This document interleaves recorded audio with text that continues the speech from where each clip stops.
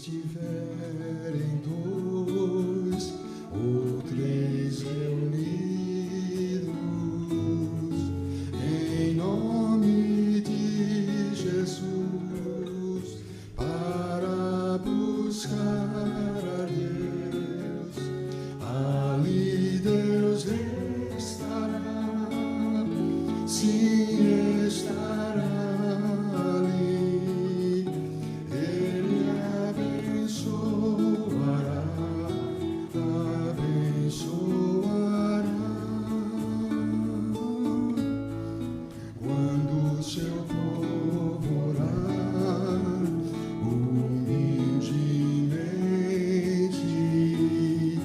confiando no poder do soberano Pai, ali Deus estará, sim, estará ali, Ele nos ouvirá e atenderá. Nós te adoramos, Pai, por tua graça. Aceita o cântico que te entoamos. Tu és bendito eternamente. O teu imenso amor nos alcançou.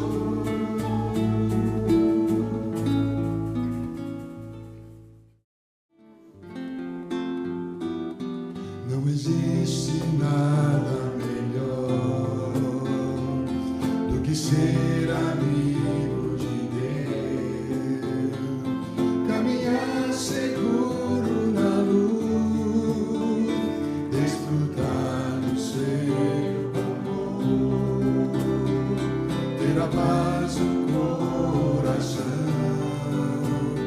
viver sempre em comunhão e assim perceber a grandeza e o poder de Jesus, meu bom pastor. Ter a paz no coração, viver sempre em comunhão e assim perceber a grandeza do poder de Jesus, meu bom pastor.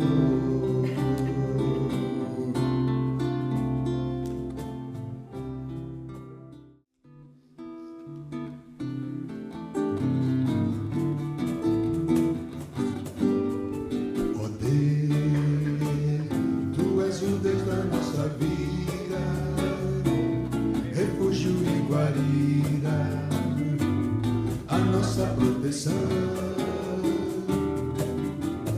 Ó Deus, não temos outro intento, só adorar-te em todo tempo, com sincero coração.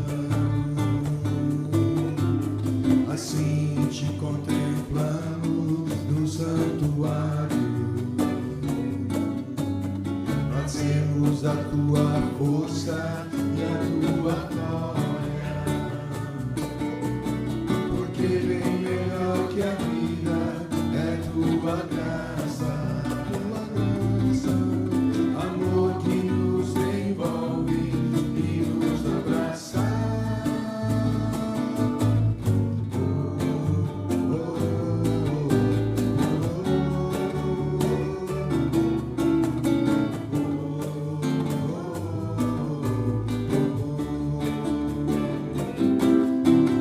Assim te contemplamos no santuário,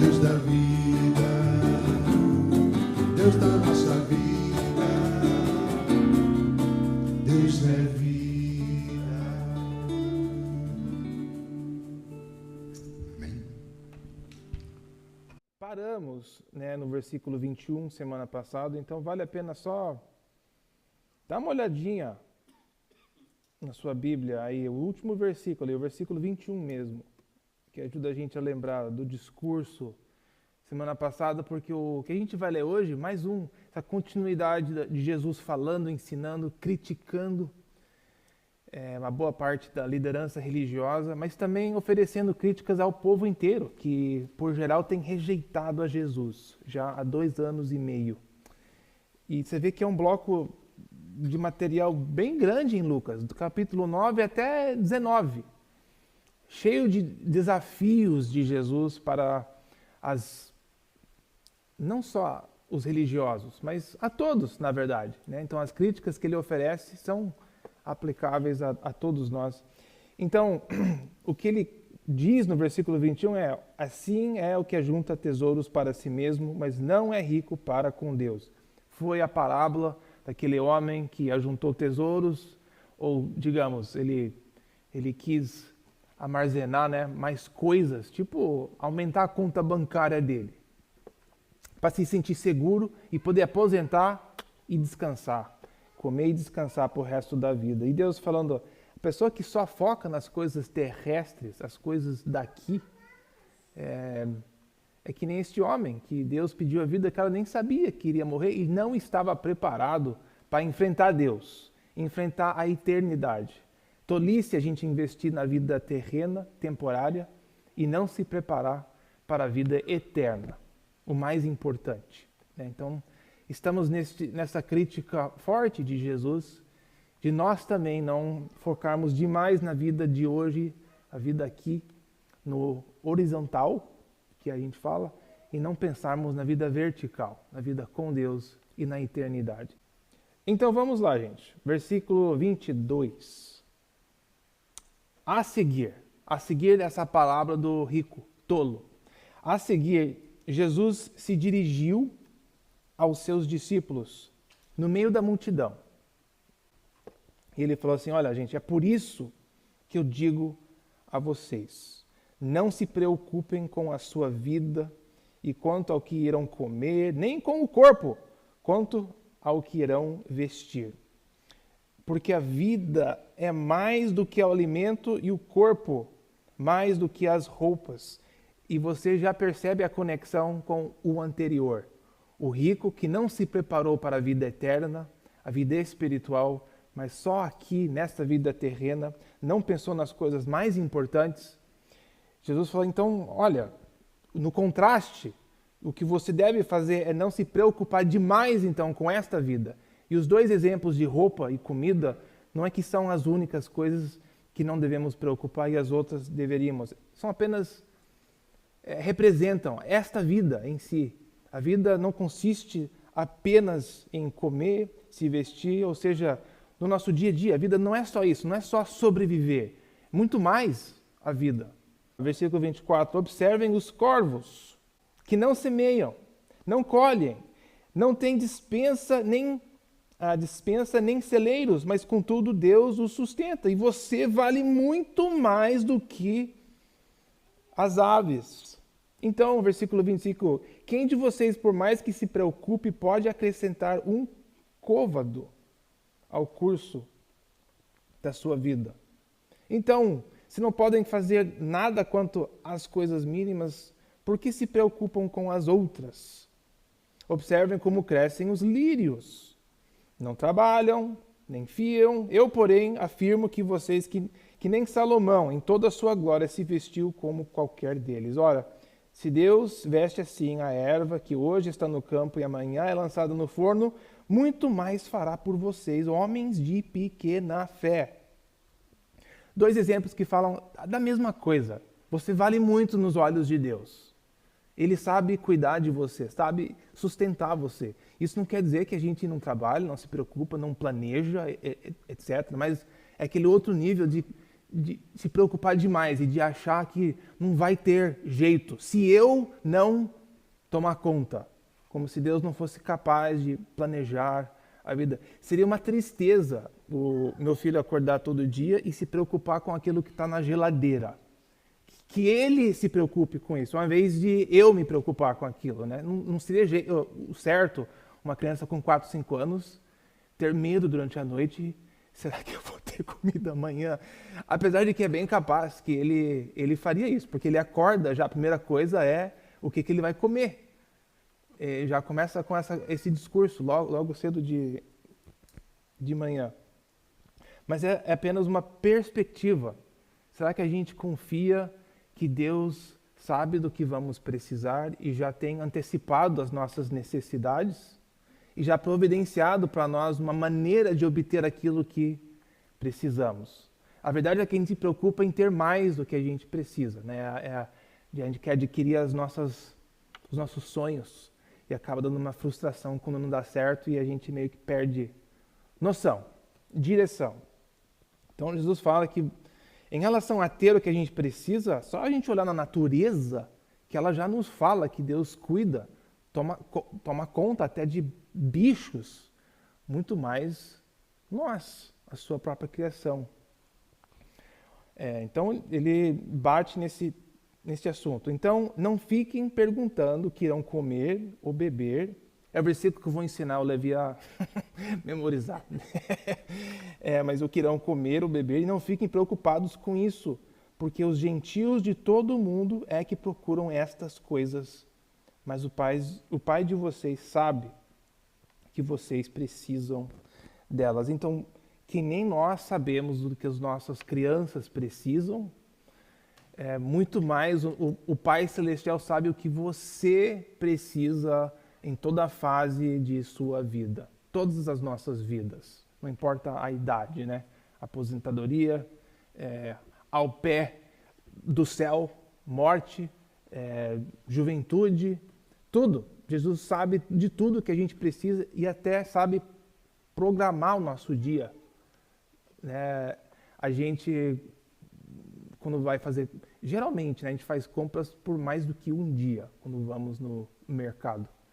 E eu estou falando isso porque estamos nessa fase em casa de crianças pequenas e quanto leite precisamos, e quanta coisa que vamos gastar, quantas vezes que eu não quero ir, então quanto que eu posso comprar agora que eu sei que não vai estragar até a gente usar essa semana, e etc.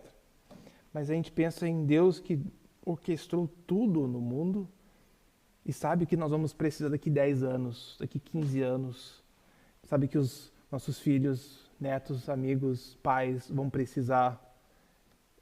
Então, é uma perspectiva que Deus quer ensinar essas pessoas, em contraste do rico tolo, das pessoas que pensam só nas coisas terrestres. As pessoas dentro do reino de Deus têm que ter uma perspectiva diferente do mundo. Esta é uma grande diferença daqueles que estão dentro do reino de Deus. Por isso que ele fala no versículo 31, então, antes de tudo, busquem o seu reino. Deus sabe do que você vai precisar, então uma das prioridades de um seguidor de Jesus não será se eu vou separar na conta bancária aquela bolsa para roupas e não se preocupar no reino de Deus. As prioridades serão diferentes na vida de quem está no reino de Deus, porque sabe que Deus vai providenciar. E ele diz, se você priorizar a sua vida com o reino de Deus, de viver uma vida se submetendo aos valores de Deus, os mandamentos de Deus, basicamente seguir Jesus, obedecer Jesus. Essas outras coisas Deus vai acrescentar na sua vida, ao invés de você ter que correr atrás, se preocupar, a ansiedade que vem. Veja que ele fala no 32, não tenha medo, pequenino rebanho, porque o Pai de vocês se agradou em dar-lhes o seu reino. Então é garantido buscar o reino de Deus. Que maravilha! Deus fala, busque o reino de Deus, e ele fala logo depois, e Deus vai se agradar em dar para você as coisas do reino de Deus. Os mistérios do reino de Deus, que é conhecer a Jesus, conhecer a pessoa de Deus, de ter um propósito além de você mesmo sobreviver, de servir a Deus, de comunicar a outros quem Deus é, de servi-lo através de obras de misericórdia, a outros, a coisas que têm um eterno valor, um galardão eterno. Isso é muito mais seguro do que a gente às vezes nem sabe se nós vamos ganhar do nosso chefe. Não é uma coisa absoluta, totalmente garantido, né? A não ser que cada minuto você recebe pagamento, mas não é assim, é daqui 2 semanas, 1 mês, não sei como é que é. Eu tenho um cliente que faz 3 meses que não me paga, e geralmente ele me paga, mas esquece demais. E eu não vou esquecer, mas as coisas deste mundo é assim, até mesmo o que a gente compra não é garantido que vai chegar à nossa casa. Até mesmo a Bíblia dá uma indicação que até assim o nosso casamento, família, será diferente na eternidade. Não quero dar desespero em ninguém. Às vezes a minha esposa em casa fala, que tristeza, a gente vai morrer e aí não vamos ser só nós, vai ser outra coisa no céu. Será que vai ser igual? Eu não sei, mas Deus fala que vai ser melhor. Eu sei que é difícil você imaginar que tem algo melhor do que eu e você ser casado comigo. Eu sei, mas vamos confiar em Deus, né, amor? Mas é eterno as coisas do reino de Deus, as coisas que a gente faz em relação ao reino de Deus é eterno. Tudo que a gente faz aqui, as pessoas vão esquecer um dia. O que eu quero dizer é que essas coisas que a gente experimenta, que a gente vive aqui, que não tem a ver com o reino de Deus, vão passar a ser lembrados. É que Jesus dá um remédio para a gente, um princípio pelo menos. Ele fala, então, pelo contrário de buscar as coisas deste mundo, como é que a gente busca o reino de Deus? Jesus fala, você quer... Vou te dar uma sugestão. Vendam os seus bens e deem como esmola. Façam para vocês mesmos bolsas que não desgastem, tesouro inesgotável nos céus, onde o ladrão não chega, nem a traça corrói, porque onde estiver o tesouro de vocês, aí estará também o seu coração. Então, lembra que Jesus está no meio deste contexto maior de criticar a liderança religiosa, avarenta, que buscava coisas, e ao percorrer disso também, Jesus oferece essas críticas que se aplicam a nós, que também somos avarentos dentro do nosso coração. E o aviso aqui é forte. Se o nosso tesouro está nas coisas aqui, o seu coração está aqui. E é bem possível que você não esteja no reino de Deus. Quem está no reino de Deus tem o seu coração em outro lugar. Então é uma coisa forte Jesus falar, olha, aonde está o seu coração? Afinal, não importa o que sua boca falar agora. Não, meu coração pertence a Deus, é de Jesus, Ele mora aqui dentro. Jesus fala, ok, mas os seus sonhos, o que você investe atenção, sua energia, ali que está o seu coração. Uma boa avaliação. Então, neste aviso forte, Jesus, eu quero dar continuidade. Poderíamos parar aqui e falar bastante sobre isso, mas eu queria a gente segurar nesse tema, esse desafio de Jesus e prosseguir no que ele vai falar aqui em seguinte. Então ele fala sem nenhuma pausa, sem nenhuma...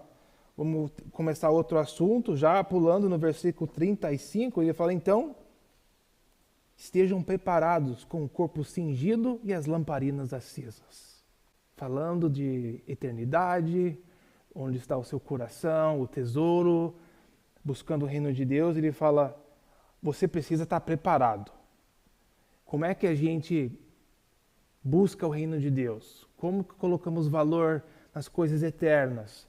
Jesus está nos dando algumas dicas de como essa vida deve parecer, a vida de alguém que tem colocado a sua esperança, que está buscando o reino de Deus, que vive por Jesus. É uma pessoa, tipo, com o corpo cingido e as lamparinas acesas. Isso quer dizer preparadas. Na verdade, o texto apenas diz estejam com o corpo cingido e as lamparinas acesas. Essa palavra preparadas está lá para a gente entender a ideia. Estejam prontos. Façam como os homens que esperam pelo seu Senhor ao voltar ele das festas de casamento, para que logo abram a porta quando vier e bater. Como bem-aventurados aqueles servos a quem o Senhor, quando vier, encontrar vigilantes, ou acordados, ou prontos. Em verdade, lhes digo que ele há de cingir-se, dar-lhes lugar à mesa e, aproximando-se, esse é o grande choque, os servirá. What? O chefe vai servir os servos? Isso aqui é um exagero da parte de Jesus. É absurdo. Como o chefe vai colocar as roupas do servo, vai se ajoelhar e servir os servos? Nessa parábolazinha, Jesus tenta explicar o que significa, então, os discípulos viverem preparados. Isto é, viverem para o reino de Deus. Isto é, buscar o reino de Deus antes das outras coisas. É tipo servos que estão esperando o seu mestre a voltar. E eles estão prontos para agirem. Isso dá para a gente seguir, né? Entender que esta é a lógica. Estamos prontos para reagirmos a qualquer ordem do mestre. Esta é a ideia principal. E você tem uma bênção se você viver desse jeito. É uma bênção, tipo, a ideia é de ser uma coisa tão maravilhosa que é difícil de compreender. Que o meu chefe vai me servir. Uma coisa maravilhosa. E segure neste princípio. Como que nós vamos viver pelo reino de Deus? Jesus está explicando essa ideia. É de vivermos preparados para obedecer Jesus. Então, segure este princípio, porque daqui a pouco a parábola fica um pouco confusa e até Pedro vai falar: peraí, Jesus, eu estava entendendo, mas agora parece que você está me... Eu estou confuso. Então, aqui nós estamos certos. A ideia de viver pelo reino é de alguém que está pronto para servir o seu mestre, que está preparado para servir o mestre. Tá? É uma parábola dos homens esperando o mestre voltar. O princípio é: eu estou pronto para obedecer. Tem um exercício que fazem no futebol americano, eu nunca joguei assim de verdade. Joguei no quintal de casa com piazada, mas nunca treinei. Mas é você fica na posição pronta, né? E tem que ficar mexendo os pés. E o cara fala: agacha, se levanta, e um monte de coisa assim. Mas é o que me vem à cabeça, é de alguém que está pronto para o comando. O negócio de ter o cinto cingido aqui, as lamparinas acesas, é que eu estou pronto para obedecer. Esta é a atitude de quem está buscando o reino de Deus em primeiro lugar. Está pronto para servir a Deus. Quer saber o que Deus quer que eu faça neste momento da minha vida. Esta é a atitude, a postura. Então, segure isso. Versículo 38. Quer que ele, o mestre, venha à meia-noite ou de madrugada, bem-aventurados serão eles, aqueles servos, se os encontrar vigilantes. Ok, estamos seguindo. Aí ele dá um outro exemplo que é um pouco diferente. Tá? No versículo 39, ele fala: porém, considerem isto também, se o pai da família, ou não necessariamente o pai, mas quem está tomando conta da casa, soubesse a que hora viria o ladrão, não deixaria que a sua casa fosse arrombada. E a ideia aqui é meio óbvia. Se o ladrão tivesse me avisado que quando que ele virá, eu vou me preparar para não deixá-lo entrar e me roubar. E Jesus dá isso como um exemplo da tipo de preparação. Eu estou pronto para o que vier. É uma atitude do coração. E aí que ele fala algo meio estranho aqui no versículo 40. Então vocês também, todos vocês que querem me seguir, querem participar no reino de Deus, vocês também estejam preparados, porque o Filho do Homem virá a hora em que vocês menos esperem. Tá, e aqui é a frase que eu quero que a gente... É a parte que começa a ficar confusa, porque o que Pedro, se você está olhando na sua Bíblia, o próximo versículo, Pedro fala, Jesus, porque Jesus está conversando com a multidão. Ele fala: Jesus, peraí, cara. Talvez ele bate no ombro. Você está falando com todo mundo aqui? A gente também está falando isso? Porque a frase, o que Jesus quis dizer? Então vocês também fiquem preparados, porque o Filho do Homem virá a hora que vocês menos esperam. A razão que isso fica complicado é porque Jesus está falando sobre a chegada do reino de Deus, de buscar o reino de Deus em primeiro lugar, de quem está dentro, quem está fora, e essas críticas de religiosidade. Aí como que ele está falando? Está falando do que aqui? Se vocês têm lembrado das últimas 2 semanas, essa frase aqui que é importante. O que Jesus quis dizer com Filho do Homem vindo? A hora do Filho do Homem vir. É a frase-chave.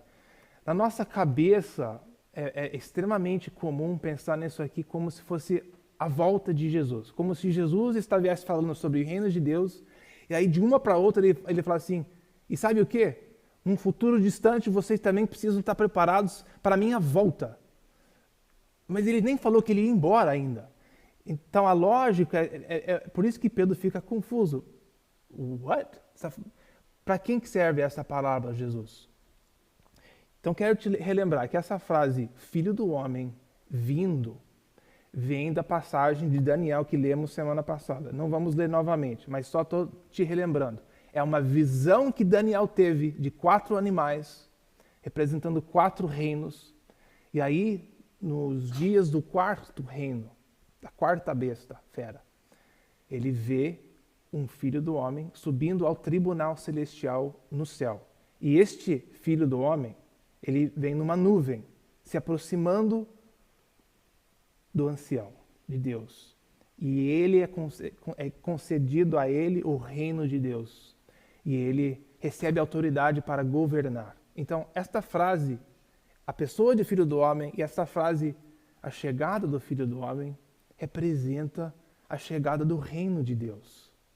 Ela não está se referindo à chegada de Jesus Cristo na terra. Tem outros lugares na Bíblia que ele fala sobre isso.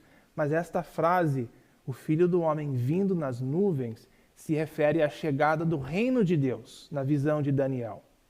E o fim do reino das bestas. Eu sei que o que é difícil é que a frase fala o Filho do Homem vindo.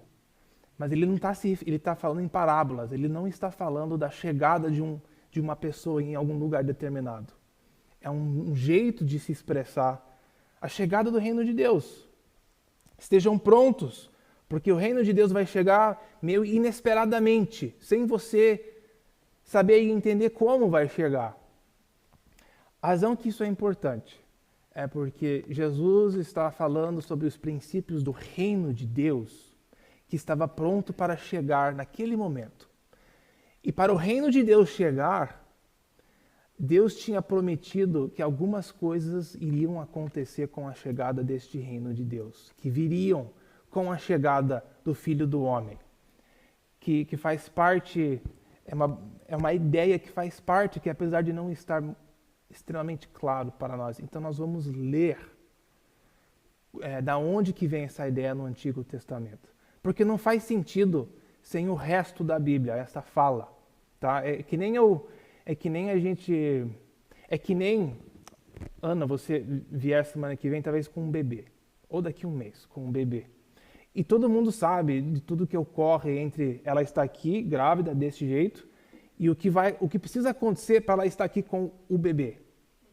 Tem uma série de coisas que vai acontecer. Algumas coisas agradáveis, algumas coisas não tão agradáveis, mas no final bem maravilhoso, né? Então, quando Jesus fala da chegada do Filho do Homem, é uma fala que tem já um monte de coisas que vêm com a chegada do homem. O reino de Deus é uma. O acabar com o reino da besta é outra. E o Deus purificar o seu povo para entrarem no reino de Deus também é outra. É a mesma mensagem que João Batista estava proclamando. Arrependam-se, porque o machado está onde? Bem ali na árvore. E Deus vai purificar com fogo. Então, quero que você leia comigo no livro de Malaquias. Você pode ler aqui atrás com a gente, ou se quiser abrir a sua própria Bíblia. É o último livro do Antigo Testamento, então antes de Mateus. Então, vou ler Malaquias capítulo 3. Deste momento que Deus fala que Ele voltará, é um grande dia de restauração, mas também é um dia de purificação. Então, quando o Novo Testamento, Jesus, João falam do arrependimento, a chegada do reino de Deus, tem uma série de coisas que vão acontecer com a chegada do reino de Deus, que chegou, digamos, 2000 anos atrás. Versículo 1 aqui do capítulo 3. Deus falando, através de Malaquias. Eis que eu envio o meu mensageiro que preparará o caminho diante de mim, que de repente o Senhor, a quem vocês buscam, virá ao seu templo, e o mensageiro da aliança, a quem vocês desejam, eis que ele vem, diz o Senhor dos Exércitos. Mas quem poderá suportar o dia da sua vinda? Quem poderá subsistir quando ele aparecer? Porque ele é como o fogo do ourives e como o sabão dos lavandeiros. Ou seja, vocês estão esperando a volta de Deus para o seu templo, mas quem vai aguentar quando Deus de fato virá? Porque ele vai purificar todos. Versículo 3. Ele se assentará como derretedor e purificador de prata. Purificará os filhos de Levi e os refinará como ouro e como prata. E eles trarão ao Senhor as ofertas justas. É importante notar que Malaquias é um dos últimos profetas, inclusive na nossa Bíblia, por isso que ele é o último livro. É que depois do exílio, o povo voltou na Terra Prometida, mas não voltaram com arrependimento a Deus. Então, Malaquias falou sim, ele nos julgou, nos expulsou daqui, nos trouxe de volta, mas ele não acabou com seu julgamento com nós. E quando Deus vier, ele vai purificar de vez o seu povo. E aquele dia será como um fogo. Nesse mesmo livro, falando desse mesmo dia, Malaquias 4, pois eis que vem o dia, queimando como fornalha, todos os soberbos e todos os que praticam o mal serão como a palha. O dia que vem os queimará, diz o Senhor dos Exércitos, de modo que não lhes deixará nem raiz nem ramo. Mas para vocês que temem o meu nome, nascerá o sol da justiça, trazendo salvação nas suas asas. Vocês sairão, saltarão como bezerros soltos na estrebaria. E a ideia é que nesse mesmo dia, que alguns serão queimados, outros serão salvos e purificados. Este dia do Senhor, ele tem, para alguns é um dia maravilhoso. Aqueles que estão esperando a Deus, que são obedientes a Ele. Mas os outros que são desobedientes, Deus vai tratá-los. Então o profeta Malaquias avisa, sim, Deus vai voltar, vai cumprir as suas promessas, mas quando Ele cumprir as promessas, saibam que Ele virá com esse fogo purificador. E só aqueles que são dele participarão. Esta é a mensagem de João Batista. Quando ele condena aquela raça de víboras, ele proclama, gente, se vocês querem participar do que está vindo, se arrependam. Deus te perdoa, porque o reino de Deus está chegando. Esta mensagem, a mensagem de João, é a mesma mensagem que Jesus proclamou. Né? Se arrependam, o reino de Deus está aqui. E aí ele curava para comprovar a sua mensagem. E se posicionava como o padrão para entrar no reino de Deus. Não é a lei de Moisés, mas sou eu, aqueles que me seguem. Quero só comprovar isso com essa parte em Lucas, de João falando. Só para... Olha a linguagem de João falando àqueles que veio a serem batizados. João respondeu a todos, olha, eu os batizo com água, mas gente, virá alguém mais poderoso do que eu, tanto que não sou digno nem de curvar-me e desamarrar as correias das suas sandálias. Ele os batizará com o Espírito Santo e fogo. Ele traz a pá em sua mão, a fim de limpar sua eira e juntar o trigo em seu celeiro, mas queimará a palha com fogo que nunca se apaga. Então, não podemos esquecer do contexto dessa fala de Jesus e não se preocupar de não buscar as coisas terrestres, mas de buscar o reino de Deus, as coisas eternas, porque tem a ver com eternidade. Como é que a gente busca o reino de Deus? Vamos escutar a fala inteira de Jesus. Mas já que ele fala, é a pessoa que está pronta para obedecer a Deus, que nem aqueles servos. Aquela posição de, quando o apito soar, quando o comando vier do mestre, eu estou pronto para agir. Esta é a postura, a posição de quem está no reino de Deus, que quem quer servir a Jesus. E saiba, Jesus avisando a todos, que quando o reino de Deus chegar, não vai ser apenas uma coisa espiritual, esotérica. Não, vai ter consequências para aqueles que não estão dentro do reino de Deus. Aqueles que têm rejeitado a Jesus. E teve consequências 2000 anos atrás. Então, aquela fala de Jesus no versículo 40. Então, todos vocês sejam preparados. Preparados. Aquela atitude de preparados para ouvir. Porque o Filho do Homem vem. Ele virá. E se você não estiver pronto, você entra na fornalha. Essa é a implicação. E Jesus vai explicar isso. Versículo 41. Né? Semelhante a muitos, olha o versículo 41 agora, voltando em Lucas 12. Pedro, daí ele pergunta, Senhor, essa parábola, para quem? Porque ele começa a ficar meio... Mas a gente está dentro, né? Só está me ameaçando também? Estou confused. Então Jesus vai explicar novamente esta mesma ideia de como a chegada do Filho do Homem tem um aspecto positivo, a chegada do reino de Deus, e um aspecto negativo, como acabamos de ler. Versículo 42. Então o Senhor respondeu, quem é, pois, o mordomo fiel e prudente? A quem o Senhor deixará encarregado dos demais servos da casa, para lhes dar o sustento no devido tempo? Quem que é um servo fiel? 43. Bem-aventurado aquele servo a quem o seu senhor, quando vier, achar fazendo assim. Em verdade, lhes digo que lhe confiará todos os seus bens. Então ele repete o tema. É o servo que está pronto para obedecer, que está obedecendo. É equivalente àquele que segue a Jesus, que segue a sua mensagem, as suas palavras. Mas, o que acontecerá se aquele servo disser consigo mesmo, olha, está demorando. Está demorando o cara para vir. E ele começar a espancar os empregados e as empregadas. Em vez de tomar conta da casa, ele está destruindo a casa. E come, e bebe, e fica bêbado, embriagar-se. Agora, com essa atitude, virá o Senhor daquele servo num dia em que não espera e na hora que não sabe. Então, se a postura da pessoa não é de obediência, ele receberá um castigo. Olha que diz, irá aplicar-lhe um castigo severo, condenando-o com os infiéis. Se você não se submete ao chefe, você terá um julgamento com os infiéis. Então você vê que este tema percorre este bloco em Lucas, onde Jesus, já depois de 2 anos e meio, respondendo a rejeição pela grande maioria, e até mesmo do povoado, ele fala, ok, vocês têm a liberdade de me rejeitar, mas eu vou te falar que vocês sofrerão a consequência de me rejeitar. E não podemos,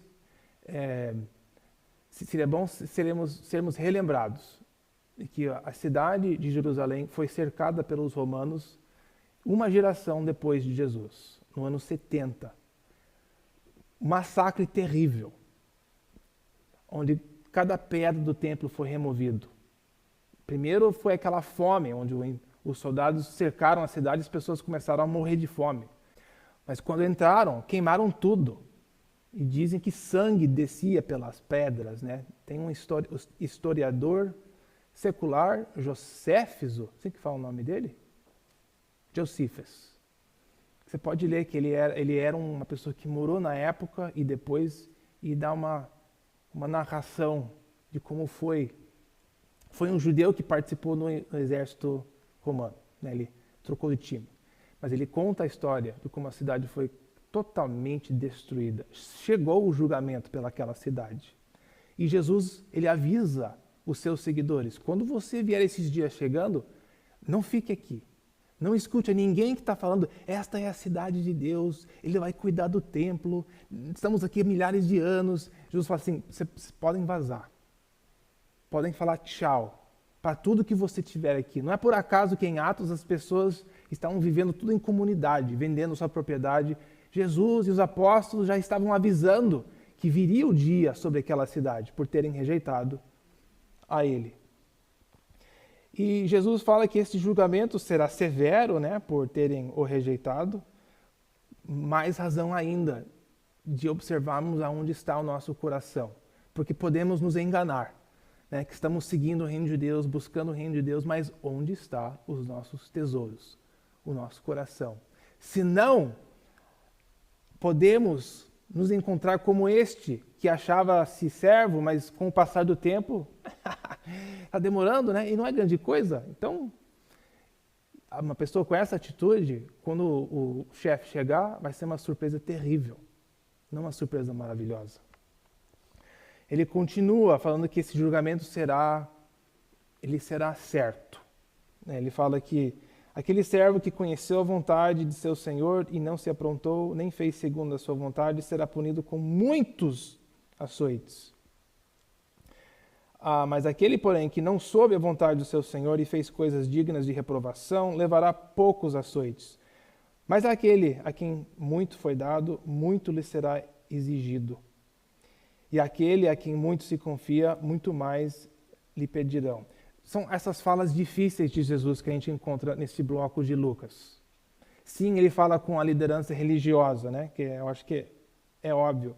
Mas ele diz, mesmo aqui, esses graus de julgamento, e essas últimas frases aqui de quem foi dado muito, Deus vai exigir também, de todos nós, os talentos que Deus nos concedeu, o tempo que Ele nos concedeu aqui na Terra, né?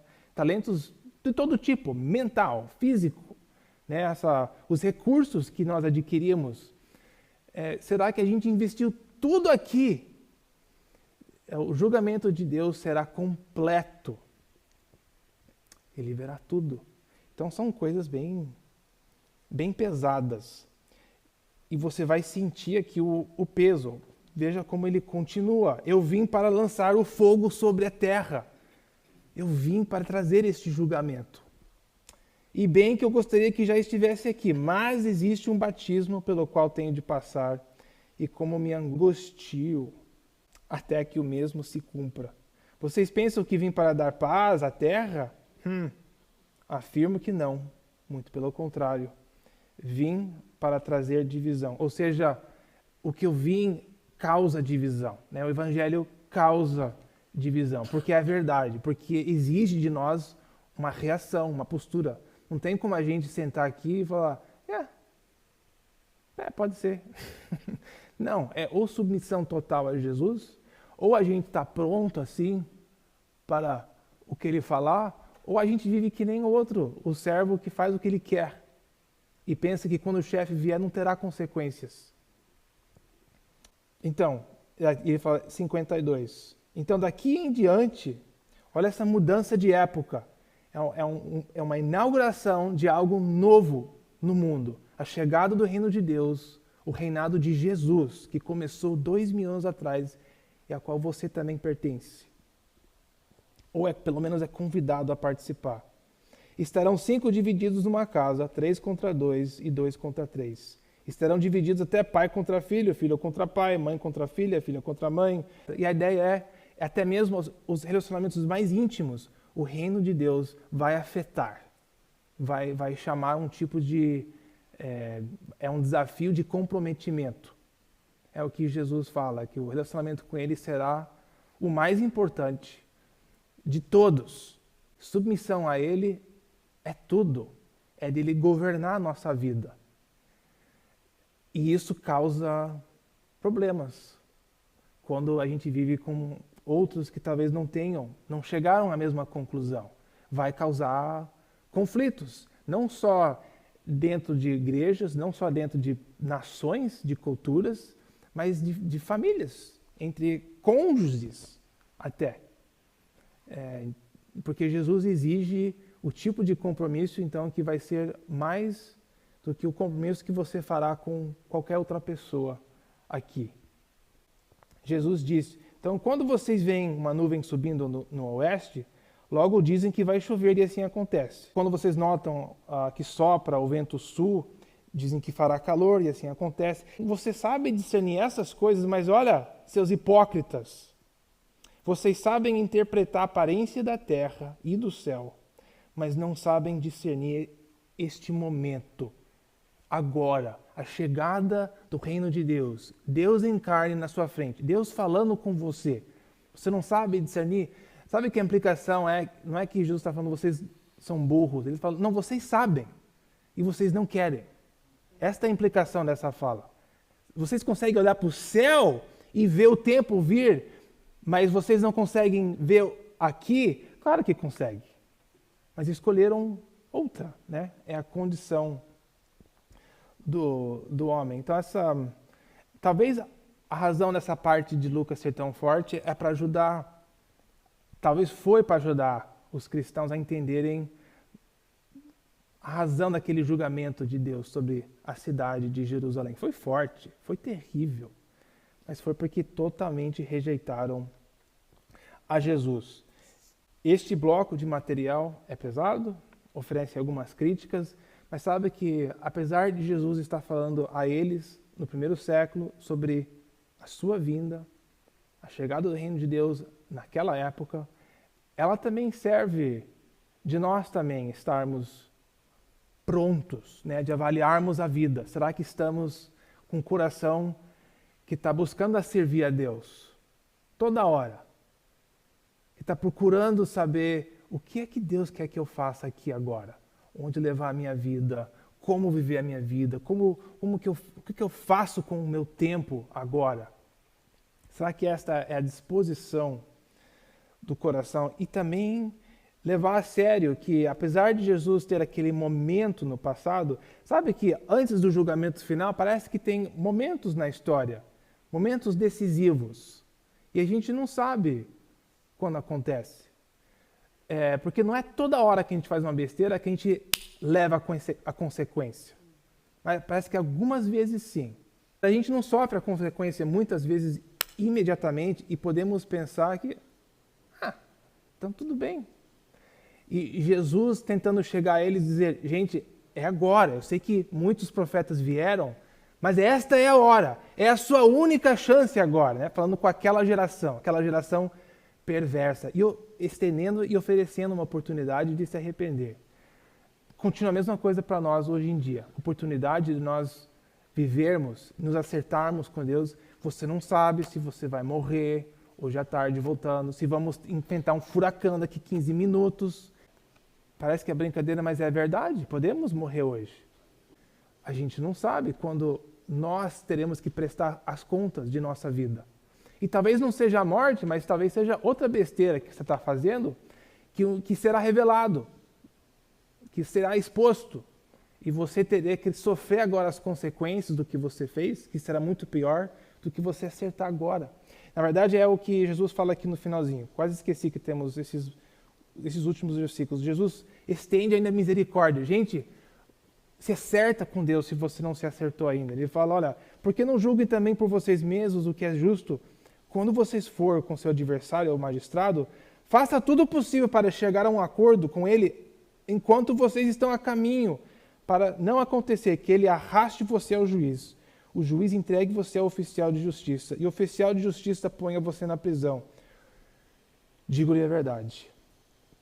Você não sairá dali enquanto não pagar o último centavo. Essas falas bem difíceis e pesadas de Jesus servem também para nós.